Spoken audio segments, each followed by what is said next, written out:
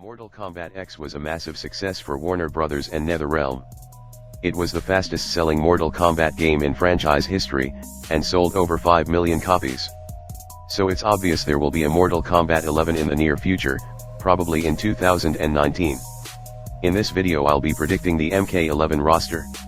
My predictions will be based off who I think will be in the game, and who I personally want in the game, but still have a realistic chance of being in MK11.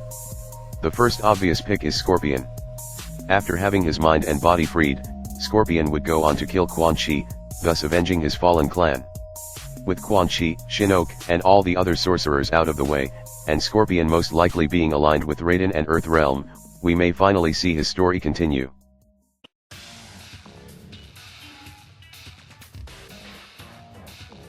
The next obvious pick is Sub-Zero. Sub-Zero and Scorpion finally ended their rivalry in MKX after they sat down and had some tea together. That one moment should be enough for the Shirai Ryu and Lin Kuei to be on good terms now. Although, I don't know if Sub-Zero will stay loyal to Dark Raiden.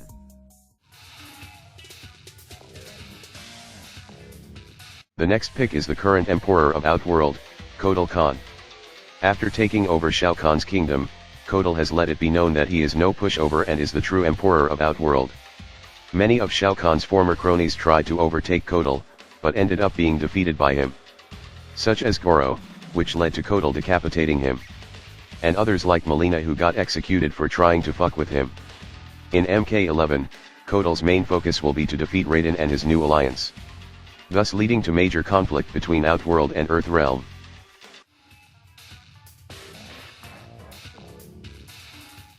Also, Raiden is my next prediction. Some believe Raiden will be the next final boss in MK11. But I highly doubt that. Raiden might be a god, but hasn't shown that he can always stop his opposition when it means the most. I don't believe Raiden will be the final boss, but I do believe he will be more ruthless and short-tempered in MK11. I also think he'll form an alliance with the Order Realm to gain ground on Kotal and Outworld. I also think Raiden's character will see a big redesign in terms of appearance and moveset.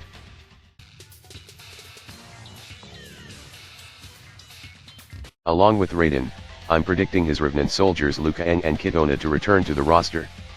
For the most part, the Revenants will be free from their mind control and be able to do whatever they want in MK11. However, I think Raiden will still be controlling Liu Kang and Kitana. Not full control, but will have their emotions at play. Raiden will use them to protect Earthrealm, but in the process they will cause more damage to Earthrealm and will lead to an altercation between Raiden and the Special Forces later on in the game.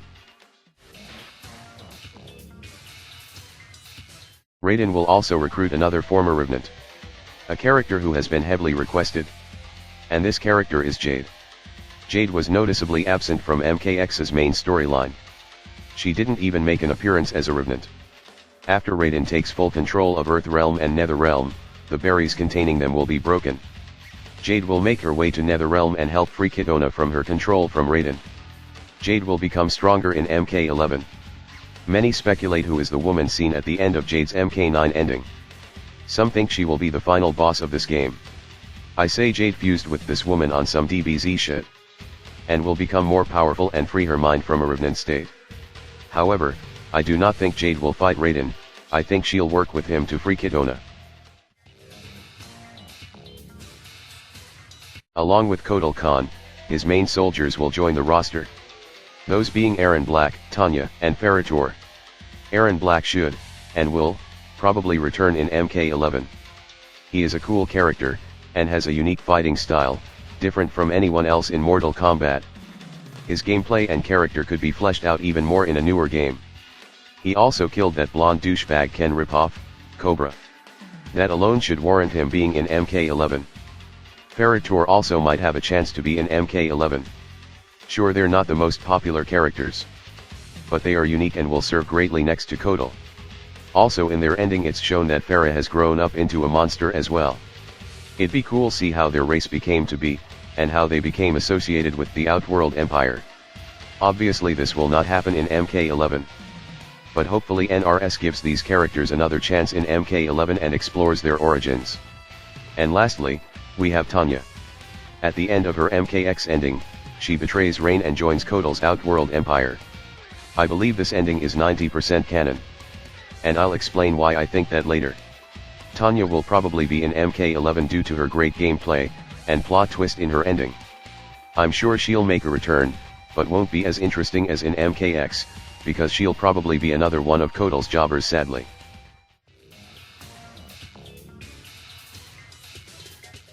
The next two characters have been requested by the fanbase for a long time. Those are Noob and Smoke.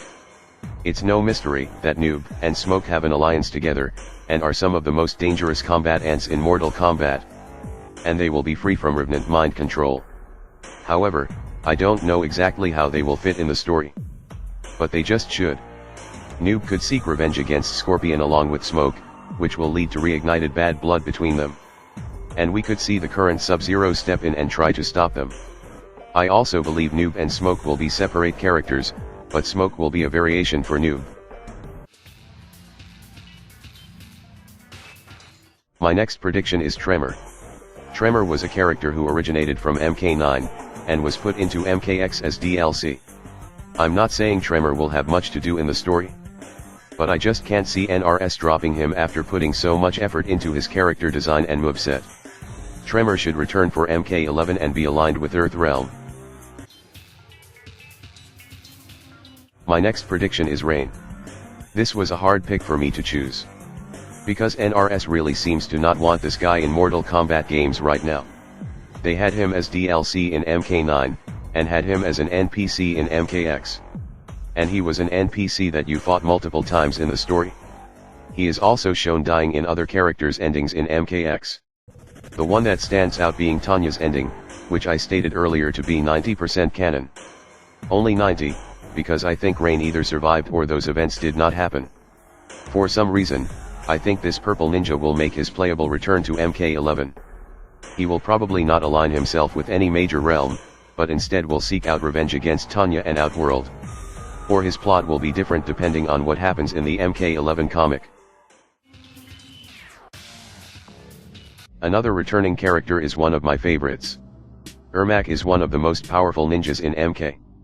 He's seen different designs throughout the series, but my favorite one has to be his mummy design from MKX. That shit looks cool as fuck. I like the new undead Ermac, as it fits his personality. In his MKX ending, he is approached by Shang Tsung, which has us all speculating if he will make a return in MK11. I have nothing against Shang Tsung being in MK11, but I don't want that to affect Ermac. I don't want to see Ermac as a henchman to these other characters anymore, he's too cool for that bullshit. I hope Ermac gets the respect he deserves in MK11, and doesn't he just end up getting taken control of by Shang Tsung. That would be lame as fuck.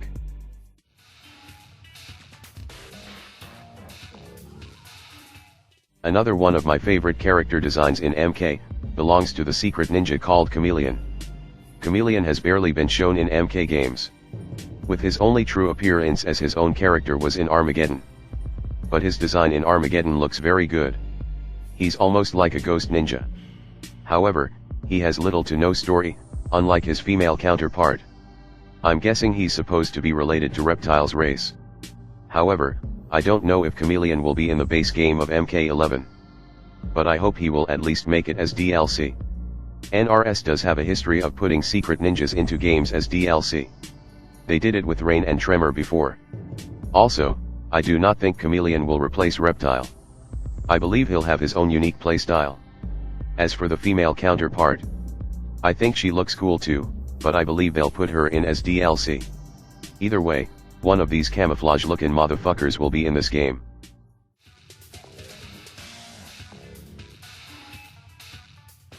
You've probably noticed I picked a lot of ninjas for this roster. That's because ninjas are fucking badass. And female ninjas are badass too. That's why the next two characters I'm predicting to be in the game are Frost and Scarlet. Frost appeared in MKX's story mode during Scorpion and Sub-Zero's tea party. She quickly tried to confront Scorpion, but was bodied by Sub-Zero in the process. This scene shows two things. Sub-Zero isn't a fan of people interrupting his tea time, and Frost's personality hasn't changed much from the original timeline. She has always been a hothead, and has been worrisome of Sub-Zero's actions. Frost will probably make her way into MK11 due to her not dying in MKX and is still a part of the Lin Kuei. As for Scarlet, she was only featured in MK9 as DLC. But many fans like her, due to her great personality. It's understandable that they dropped her after MK9, because she wasn't that unique of a character in MK9. She had a similar character design and moveset as most of the female ninjas in that game. The only thing that separated her, was her unhealthy obsession with blood. However, I do think she will make a playable return to the game, due to one of the later predicted characters' involvement in MK11.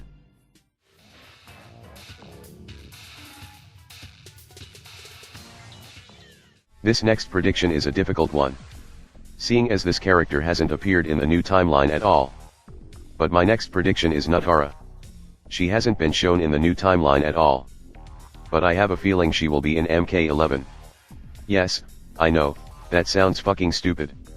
For a character to have no build-up at all in a timeline and make their way into MK11. But this is Ed Boon and NetherRealm we're talking about. They are no strangers to unexpected stupid shit.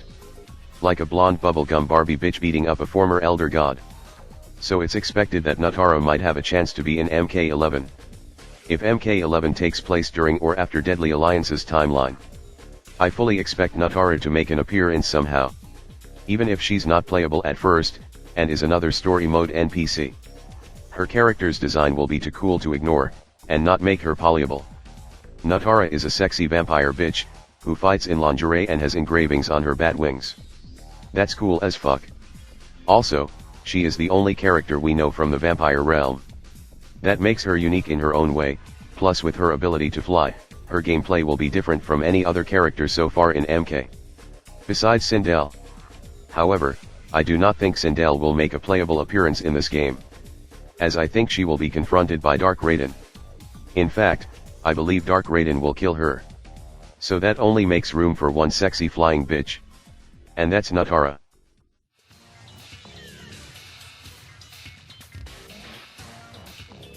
My next three predictions are all female characters. That's a coincidence because I believe all three will play a role in MK11. The first of the three is Serena. She appeared in MKX's story for a brief moment. She was helping Earthrealm fight off the Revenant army. Similar to Noob and Smoke, I don't know what exactly Serena would do in MK11. But I feel somehow she will do something important in the story, as she tries to help former Revenants cure themselves. Maybe she helps Sub-Zero fight against Raiden, as I expect the Lin Kuei to not side with Dark Raiden. Next is Li Mei. Li Mei is shown in MKX helping the Special Forces many times, as she helps them track down Kano, and gives them vital information on threats to Earthrealm. However, I still see Li Mei as a villain for some reason. I expect her to return in MK11, I don't know if she will be playable due to her fighting style not being that flashy or unique. But it's obvious NRS is using her in the story. The next prediction is D'Vorah. All throughout MKX, D'Vorah was one sneaky bitch. She betrayed her comrades several times. It got to the point, that I didn't even know if she was aligned with anybody. She just kept stabbing people in the back. She truly is an untrustworthy character. At the end of MKX, D'Vorah is arrested by the Special Forces. But I believe somehow she will traded and taken captive by Kotal Kahn and Outworld for treason. However, I doubt Kotal will have her executed. It's shown in MKX, after Kotal hears that D'Vorah has betrayed him, he seems more disappointed than angered. So I believe, he will just have her imprisoned rather than killed. But this is D'Vorah we're talking about. She will find a way to escape, and aid herself, and her nasty ass bugs. Also, she is one of the coolest looking new characters. She will definitely return for MK11.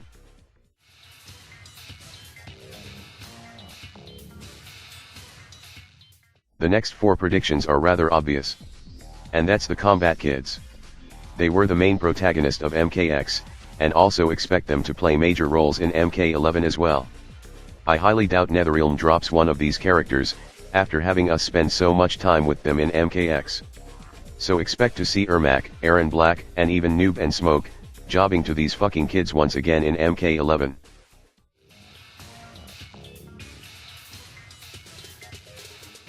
Now, this next character isn't just a prediction. Isn't just a character I want in the game. This is a character, that needs to be in the game. And that is Havoc. Havoc absolutely needs to be in Mortal Kombat 11. I'm not talking a NPC, or story exclusive character. This motherfucker needs to be completely playable. He is one of the coolest looking 3D era characters. And his design is just a man with half his face missing wearing leather clothes. And that alone, makes him cool as fuck.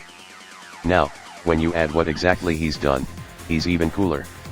In the original timeline, Havoc was just known as the Cleric of Chaos, and was known to always fuck everything up, just for shits and giggles. That alone made him one of the best 3D era characters. And when you combine that with his wacky moveset, it makes him even more appealing. This fucker literally breaks his bones when he fights and attacks people. That is some of the most painful looking shit ever. Can you imagine what's it like to get your ass kicked by a guy, whose spine doesn't even function right? And that's only in the original timeline. In the new timeline, Havoc is even more out of control and evil. This crazy SOB uses blood magic to practically take over realms.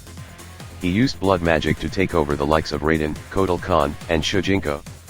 Those guys are gods, emperors, and old fucks who know a lot of moves.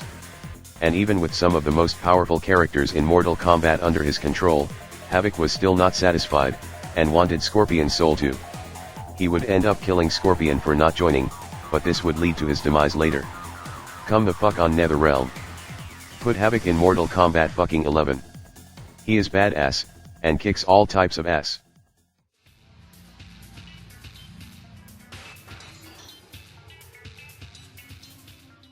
My next prediction is Hotaru. To be honest, the only reason I have Hotaru here is because he is a rival of Havoc. Seeing as he is a leader in the Order realm. So Havoc needs someone to fuck with in MK11. But I could really see Hotaru and the Order realm teaming up with Raiden and the Earth realm to further the faction wars. And now, with only 4 slots left, this is where things get interesting. I believe there will be at least 4 new characters, but I will not add their slots to my character roster. But this would total up my MK11 roster to 36 characters. And 2 secret characters taking up the last 2 slots of my prediction roster. But I just can't guess them. Maybe someone like the secret Chrome Ninja? Who knows?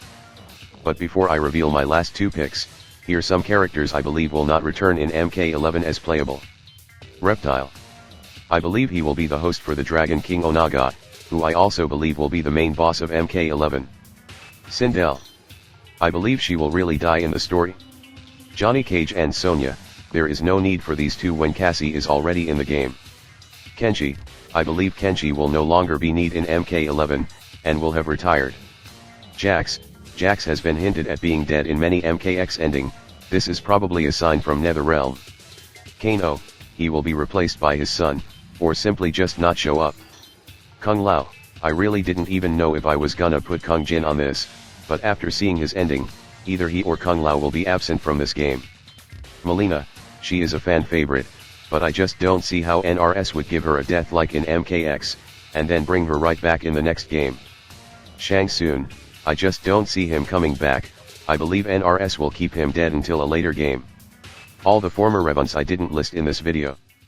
And now, the final 2 picks are really a toss-up, but if they are true, this roster would totally be legendary. The final 2 are, Shao Kahn and Goro. These 2 have an obvious history together. But we all know that Goro is not loyal to Kotal Kahn, and went on to do his own thing after being punished by Kotal. But somehow I believe Goro will find a way to revive Shao Kahn from the Elder God's control.